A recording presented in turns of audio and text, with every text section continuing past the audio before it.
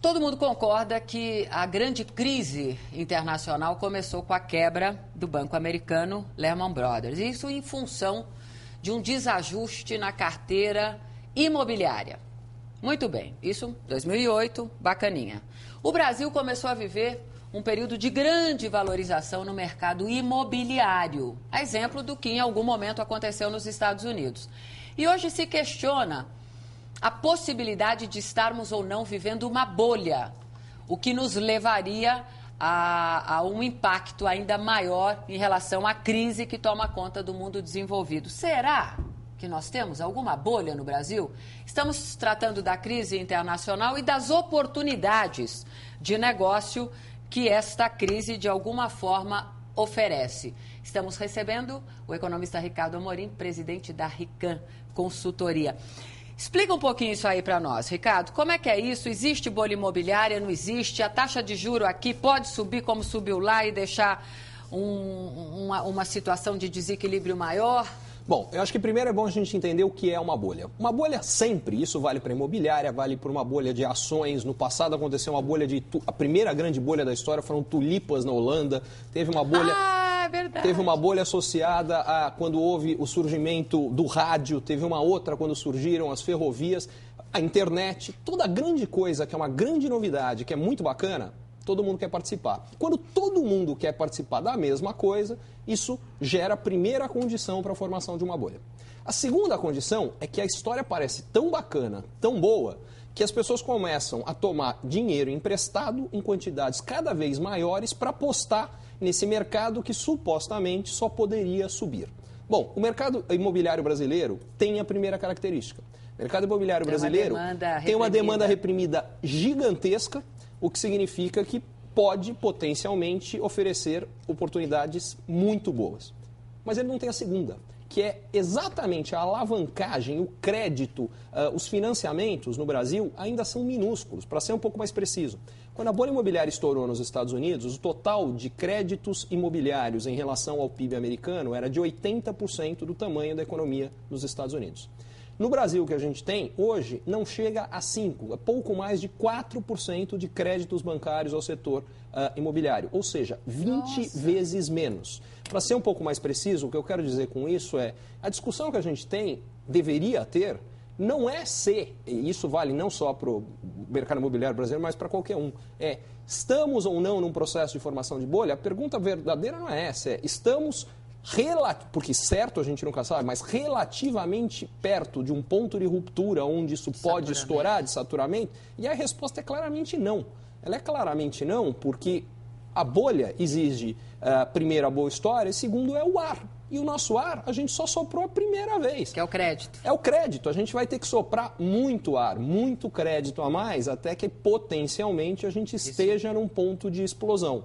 Então, o que eu diria é que há uma probabilidade de explosão, a curto prazo, para mim é zero. A segunda razão disso é, o gatilho sempre é quando você força uma retração muito forte de crédito via elevação de taxa de juros. Perfeito. Nós não teremos uma elevação de taxa de juros no Brasil nos próximos meses. Ao contrário, o que a gente vai ter como resposta à crise internacional, que impacta o Brasil de duas formas. Primeiro, redução de linhas de bancos estrangeiros para bancos brasileiros, para empresas brasileiras. E, inicialmente, isso vai levar a menos crédito na economia brasileira. Se promove uma secagem, né? Exatamente, é um empossamento. Quer dizer, o que acontece é que quem tem dinheiro segura, porque primeiro vai faltar dinheiro, essa é a primeira reação. A segunda coisa é que empresas brasileiras que produziram, vêm produzindo, estão produzindo nesse momento com intenção de exportar para países ricos, não vão conseguir. Não vão conseguir porque uma vez que a crise estoura lá, a gente tem uma enorme queda na procura, no consumo como um todo, mas basicamente na procura por produtos feitos fora em particular, e esses produtos que tinham sido feitos para serem vendidos fora acabam sendo vendidos no Brasil, aumentando a oferta aqui no Brasil e colaborando para uma queda da inflação.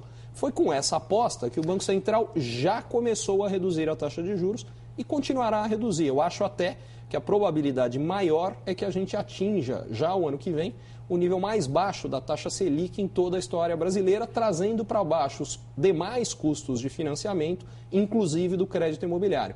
Então, resumindo, é bastante até provável que o ritmo de alta de preços que a gente viu no mercado imobiliário nos últimos anos, ele se arrefeça, ele diminua. Agora, me parece muitíssimo improvável que isso passe por um estouro de uma grande queda de preços. Eu acho, inclusive, que o mais provável é que, mesmo que as altas sejam menores, é que a tendência nos próximos anos vai ser de alta. Uma demanda reprimida muito grande. Você falou da exportação. Exportação, de repente, deixa de ser negócio, porque o mundo lá fora em crise, quem compra? Não compra. Então, vamos ficar no mercado interno. Se exportação não oferece grandes oportunidades de bons negócios, importação oferece? Se o governo deixar. Aí o desafio é legislação. Você falou da questão de legislação em relação à atração de investimentos em infraestrutura. Para importação é exatamente a mesma questão. Quer dizer, a gente já teve nas últimas semanas, em função da decisão de se elevar o IPI de carros importados, uma reação muito forte, especificamente de alguns dos produtores chineses, que tinham planos de montagens de fábricas aqui que hoje estão em dúvida. E isso vale para qualquer setor, é que o fato concreto até agora foi associado ao setor automotivo. Mas a gente vai ver questões parecidas acontecendo se o governo continuar barrando medidas a favor, ou medidas, continuar tomando medidas que limitem a entrada de produtos estrangeiros, a gente provavelmente vai ter alguns efeitos colaterais importantes. O primeiro é a inflação. Você acha que nós conseguimos, Ricardo? Porque o mundo lá fora está reagindo de uma forma muito negativa a esse aumento de IPI que o Brasil... Diga-se de passagem... de mercado? Pois é. Cadê a OMC falando? E com toda razão o mundo está reagindo. Também porque o grande problema é o seguinte, se o mundo não reagir dessa forma, mas reagir, que no fundo é uma pressão retórica, mas é uma pressão para que o governo brasileiro volte atrás, e se a reação fosse contrária e fosse... Vamos fazer a mesma coisa, que, aliás, já há alguns pregando isso. O que a gente tem é, se fecham todos os mercados, ninguém mais compra, ninguém mais vende. E aí nós estamos na nova Grande Depressão. Foi isso que causou a crise da década de 30. O gatilho inicial foi o estouro da bolha americana, da Bolsa, só que o que realmente levou a um estado de depressão por uma década e não uma depressão curta, profunda, de 1, 2 anos, e uma recuperação que seria o normal, foi um movimento protecionista crescente em todo o mundo. Paralisou. Pois é, eu espero que nós não só que nós não passemos por isso, como que o Brasil não passe para os livros de história daqui a algumas décadas como o país que iniciou esse processo protecionista que levou à segunda Grande Depressão. Espero que a gente não fique com essa pecha. Então dá para nós visualizarmos aí no mercado importador nichos e oportunidades de negócio, sem dúvida nenhuma. Definitivamente, mas é importante a gente perceber que nos próximos meses esse setor vai ter outros desafios que estão associados ao processo de crise na Europa leva a uma elevação das moedas, principalmente do dólar, quer dizer, a taxa de câmbio brasileira tende a se desvalorizar, porque a crise na Europa provoca grandes perdas em multinacionais que são forçadas a repatriar capital e, portanto, elas compram, em particular as americanas, vão comprar dólares e levam o dólar a subir. E o segundo movimento é que, na hora que a crise europeia ficar mais aguda, que deve acontecer quando a gente começar a ver calotes de países que até agora têm a preocupação, mas o único caso mais concreto desenhado de reestruturação é o grego. Os outros ainda, a expectativa é que eles não aconteçam. E eu não acredito que essa expectativa vai se tornar verdadeira. Eu acho muito difícil que a Grécia seja um único país que potencialmente tenha que reestruturar sua dívida. Por consequência, quando isso acontecer, perdas bancárias também vão gerar um segundo movimento, que é problema mais... O epicentro da crise vai ser a Europa. As pessoas provavelmente vão ter um movimento grande de venda de euros e a maior parte disso compra de dólares. E é uma outra coisa que no mercado global como um todo deve fortalecer o dólar, não só com relação ao real, mas em relação a praticamente todas as moedas. Muito interessante essa análise sobre as oscilações de dólar. Isso significa, a curto prazo, as exportações vão ganhar competitividade, mas não vai ser uma boa notícia, porque elas não vão ter mercado. Quer dizer, teoricamente, tudo que os exportadores tanto quiseram por tanto tempo, que é uma taxa de câmbio mais favorável, mas não vai resolver. E por outro lado, isso vai encarecer as importações. Agora, passado esse momento mais agudo de crise, a tendência para os próximos anos é um repeteco do que vem acontecendo desde 2002 e que foi temporariamente invertido no finalzinho de 2008, com a alta do dólar, que depois voltou a cair, e agora, de um mês para cá, 2 foi revertido, e provavelmente a gente ainda vai ver mais altas do dólar nas próximas semanas, mas o ponto fundamental aqui é o movimento estrutural que a gente tem é de moedas latinas e asiáticas se fortalecendo, isso deve continuar, incluindo o real. Então, o que eu diria é, não se assuste, ou, principalmente, quando o dólar subir, não acredite que esse é o novo patamar. Não é.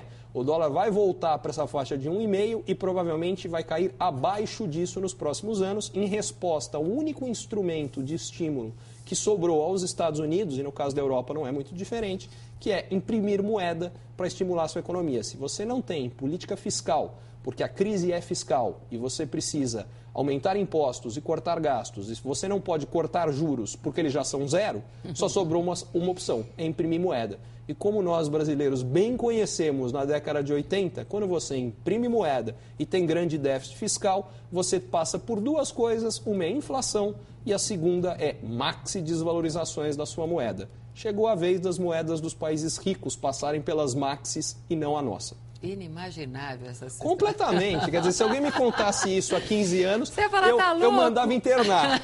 Eu reconheço que a coisa de uns 4, 5 para cá, isso já não me surpreende mais. Essas mudanças, na realidade, começaram em 2001, quando a China entrou na OMC, na Organização Mundial do Comércio, e desequilibrou o mercado mundial de mão de obra. Ela colocou mais 1 bilhão de trabalhadores baratos.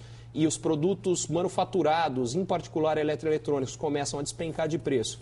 E, ao mesmo tempo, 1,3 bilhão de consumidores pobres que começam a aumentar a procura por alimentos, quando eles saem do campo e vão para as cidades, precisa de mais metal, de mais mineral, de mais energia, precisa construir as cidades. Foi tudo isso que virou esse mundo de cabeça para baixo a favor dos emergentes contra os ricos e acabou levando a crise financeira em 2008 e agora a gente está vendo uma continuação desse processo. China. Nós estamos vivendo, segundo alguns analistas, ou estaríamos vivendo, um processo de desindustrialização em função da China e dessa produção industrial em grande escala e muito barata da China. Agora, seria verdade, seria procedente dizer que o Brasil está passando por um processo de desindustrialização? Depois do intervalo, é rapidinho.